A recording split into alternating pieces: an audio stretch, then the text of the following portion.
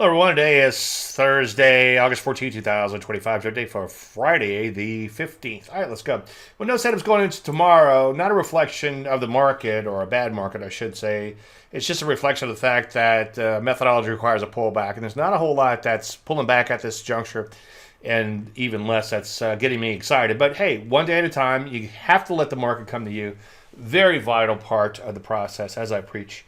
Ad nauseum. Okay day overall. Not a bad day in SLDP. If you haven't already done so, make sure you take some partial profits there. We're going to go ahead and bump our stop and then shift gears and get into longer term trend following mode on that one. Again, not a whole lot to look at. Just a few in here to show you. This GRROY, easy for me to say, still looks okay as a potential gold if you don't have any goals exposure. Also, this ABCL is sort of setting up again, kind of a trend pivot type of pullback type of setup. Still looks like it has potential longer term. Let's take a look at the portfolio, and then let's pop out to the overall market.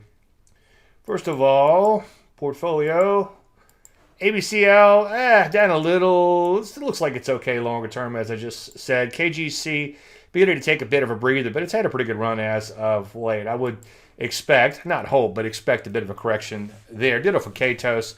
A little bit higher in the day, better than the poke in the eye. That's enough to keep it at all-time highs. SLDP, bam, winning off to the races there. Off its best levels, but still decent day there nonetheless. So far, so good. Again, make sure you take those profits, partial profits, in trail you stop higher. TFPM recently broke out, as you know, just pulling back a little bit. So far, looks okay. And then TGen, good to see it recovering a little bit after a bit of a dip. It does have a bullish look to it. Sometimes you get these spike highs and the reversal. It's like a down and then up, and then the next leg is out. So that looks sort of interesting, kind of TKO-ish in nature. Let's take a look at the overall market and drill down a bit. Not a whole lot of whopping developments today. First of all, S&P 500 up a smidge, and that's enough to keep it at all-time high. So far, so good there.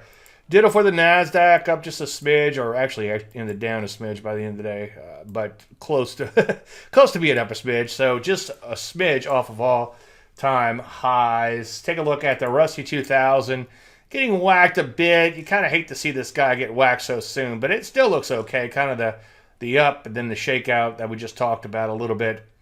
So far so good. The breakout remains in place, but you know me, I like seeing breakout and not look back for a while. As you look through the sector, some still look questionable at best, such as cybersecurity. You can see, looks like a top remains in place there. I bet if I threw the bow ties in, it would be a bow tie to the downside. Retail coming back in after trying to break out yesterday. So there's a lot of that type of action, a little stalling action. But some areas did okay. Take a look at financials. They still look toppy, but a decent day nonetheless. And one more decent day will put them at new highs. And when you're at new highs, I don't worry as much about a market being toppy. Take a look at the XME, down a little, but it's been on a pretty good run as of late out of that Landry light pullback. So far, so good there. You can tell I'm kind of proud of that particular one, especially since it's worked out so nicely. Software back to the downside.